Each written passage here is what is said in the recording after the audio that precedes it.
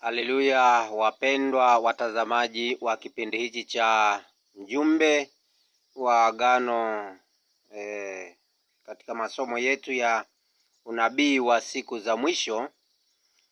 Nimshukuru Mungu tena kwa ajili ya siku ya leo, kwa jinsi ambavyo ametupa neema ya kuweza kukutana na ninyi. Asanteni sana wasikilizaji na wale watu ambao wana roho iliyopondeka, wenye kutii na kutetemeka wanaposikia neno hili. Mungu awape neema sana, muendelee kuwa watiifu namna hii. Lakini leo bado tunaendelea na ujumbe wetu wa ile taa ya tatu ya wema. Tulisema kwamba namba 3 ni ukamilifu wa jambo, wa kusudi wa kila kitu. Namba 3 ndio ukamilifu wa kitu fulani kilichokusudiwa. Kwa hiyo tulianzia pale kwenye imani, tukajua imani ndio chanzo, ndio kitu cha kwanza ambacho kinaweza kikamkaribisha Mungu au shetani.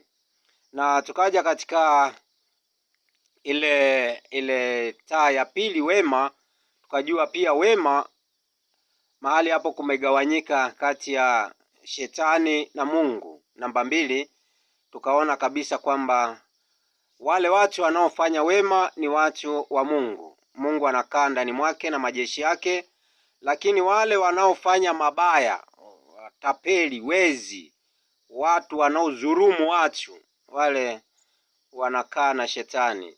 Kwa hiyo leo tunaendelea na ule wito ambaye tulisema kwamba ni mmoja tu ambaye alichaguliwa na Mungu kwa ajili ya kutangaza habari njema ya ufalme wa Mungu, na mtu huyo ndio yeye huyu unayemsikia sasa. Tulisoma pale kitabu cha Isaya 41 mstari wa 1 mpaka wa 2, alafu tutasoma mstari wa 4 na kuendelea pale. Anasema hivi: nyamazeni mbele zangu enyi visiwa. Tulisema visiwa ni makundi yanayojitokeza katika dunia. Enyi visiwa na mataifa wajipatie nguvu mpya, na waje karibu wakanene, na tukaribiane pamoja kwa hukumu. Ni nani aliyemuinua mmoja? Angalia maneno hayo, mmoja atokaye. Tulisema kwamba huyu mjumbe ndo anaenda kujazilizia mahali palipokuwa na bonde, mahali palipoinuka, penye milima, penye kona. Huyu ndo mwenye kusawazisha. Anaendelea kusema kwamba ni nani aliyemuinua mmoja atokaye Afrika Mashariki, ambaye katika haki amemuita miguuni pake, ampa mataifa mbele yake, na kumtawaza juu ya wafalme. Awatoa wawe kama mavumbi kwa upanga wake, manake kwa neno lake, kama makapi yaliyopeperushwa kwa upinde wake, manake kwa agano alilopewa, agano lake. Mstari wa 4 anasema hivi: ni nani aliyetenda na kufanya jambo hilo, aviitaye vizazi tangu mwanzo? Mimi Bwana wa kwanza na wa mwisho, mimi ndiye. Visiwa vimeona vikaogopa, ncha za dunia zilitetemeka. Walikaribia, walikuja, wakasaidiana, kila mtu na mwenzake. Kila mtu akamwambia ndugu yake, uwe na moyo mkuu. Tuko wote mpaka hapo. Yeye Mungu anasema kwamba yeye ni mwanzo, yeye ni mwisho. Manake nini? Yeye ndio namba 1, alafu yeye ndio namba 7. Hapa katikati alimwachia mwanadamu. Yeye ndiye mwanzo, manake yeye ndio mwanzilishi wa kila kitu, alafu yeye ndio mmaliziaji wa kila kitu. Kwa hiyo leo tuko katika ile namba 7. Ndo anajitokeza Mungu sasa, baada ya hawa manabii wengi wa uongo, makristo wengi wa uongo, roho ya joka, mapagani, mila na desturi na vitu vingine. Sasa leo anainuka Mungu mwenyewe ili aweze kumaliza ufalme wake hapa duniani, na watu waweze kumjua vizuri, waweze kuenenda katika haki na kweli. Na silo tu, katika huo mstari wa 27 anasema hivi, mstari wa 27 anasema kwamba 27, mimi kwanza nitauambia Sayuni, tazama hawa ndio, nami nitampa Yerusalemu mletaji wa habari njema. Nitampa Yerusalemu. Yerusalemu tulisema iko Yerusalemu ya sasa, ambaye saa hizi kuna vita, na ndio maana alisema mtakapoona kwamba mataifa yanapigana, Israeli wanapigana na mataifa mengi wanataka kumpiga Israeli, ujue hapo ndo Mungu sasa anajidhihirisha wazi. Tutaenda kuona kwenye yale masomo ya nyuma ya mbele tutakapokuwa tunaendelea, na maana alisema kwamba atakapokuja huyo Roho wa kweli atawaongoza, awatie katika kweli yote, na atawapasha na mambo yajayo. Kwa hiyo na mambo yajayo mtaenda kuyasikia hapo, na huyo Roho mtaenda kumjua vizuri. Amekamilika Bwana Yesu Kristo, amekamilika Baba, Mwana na Roho Mtakatifu, wote watatu katika ule ukamilifu wa Mungu umekamilika kwa mjumbe wa agano. Yeye ndiye hekalu takatifu la Mungu ambaye amekaa ili kutoa hukumu kwa ajili ya mataifa. Katika kitabu cha Isaya hiyo 45 anatueleza jambo fulani hapa katika mstari wa 13. Isaya 45 mstari wa 13 anasema, mimi nimemuinua katika haki, nami nitazinyosha njia zake zote. Ataujenga mji wangu, naye atawaacha huru watu wangu waliohamishwa, si kwa kulipwa fedha wala kwa kupewa zawadi, asema Bwana wa majeshi. Hii habari njema ni bure. Unasikia bure, unaamini bure, usiamini bure, uamini bure. Yaani hii amini usiamini ndivyo ilivyo. Kwa hiyo kuamini ni juu yako, kutokuamini ni juu yako, kwamba amemuinua mtu mmoja ambaye huyo anasema mahali hapa, anasema kwamba ambaye huyo mimi nimemuinua katika haki, nami nitazinyosha njia zake zote. Ataujenga mji. Mji ni mtu. Mji wa Mungu ni mtu, sio mahali fulani. Mji wa Mungu ni mtu, naye ataujenga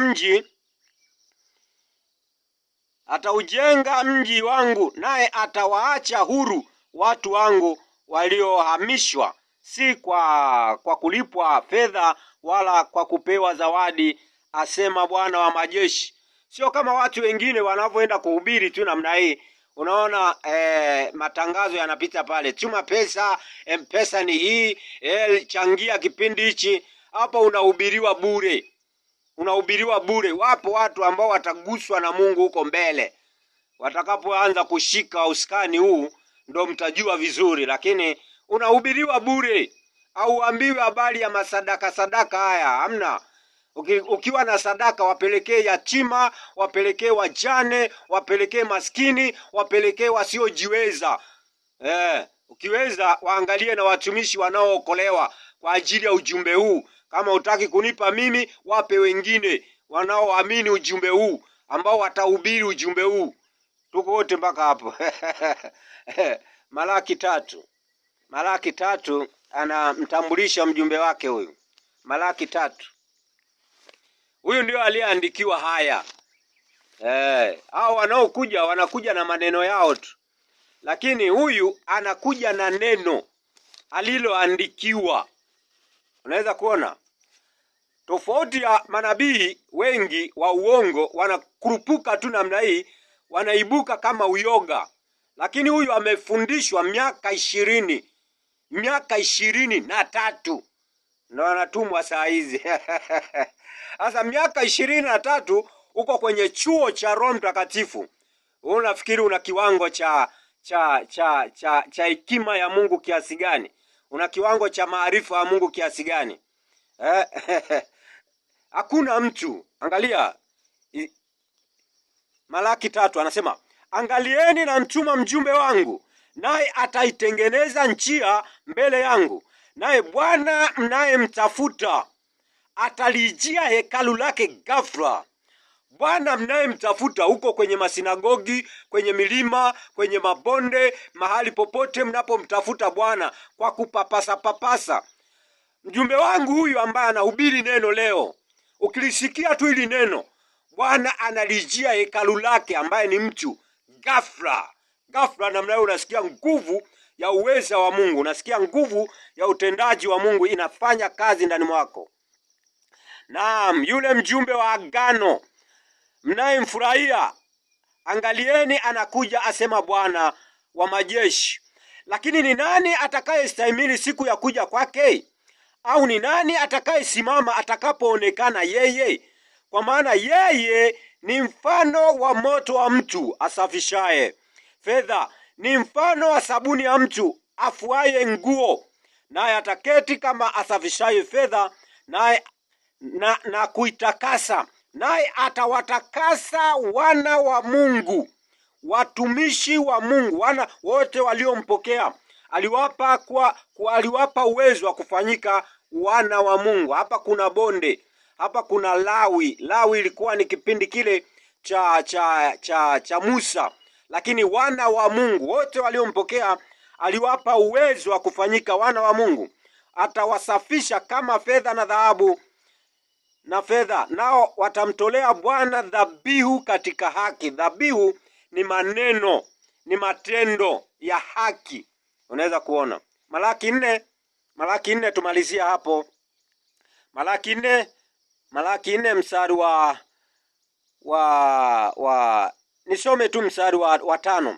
Angalieni, nitawapelekea Eliya nabii kabla haijaja siku ile ya Bwana iliyokuu na kuogofya, naye ataigeuza mioyo ya baba iwaelekee watoto. Yaani atageuza mioyo ya hawa mababa, hawa baba zetu hawa ambao wametangulia. Atageuza mioyo ya hawa manabii waliotangulia. Huyu alikuwa ni Yohana Mbatizaji. Anageuza mioyo ya mababa ya manabii iwaelekee mitume. Alafu mimi sasa, angalia hapo, na mioyo ya watoto iwaelekee baba zao, ili nisije nikaipiga dunia kwa laana. Sasa mimi nageuza mioyo ya watoto. Sisi tulio watoto wa Kristo tunageuka, tunamwelekea Kristo. Sisi tuliopotea katika madhehebu, katika masinagogi, tumwelekee Kristo Yesu ili tuingie katika ufalme wa Mungu. Mungu akupe neema kuyajua haya kwa jina la Bwana Yesu Kristo. Amen.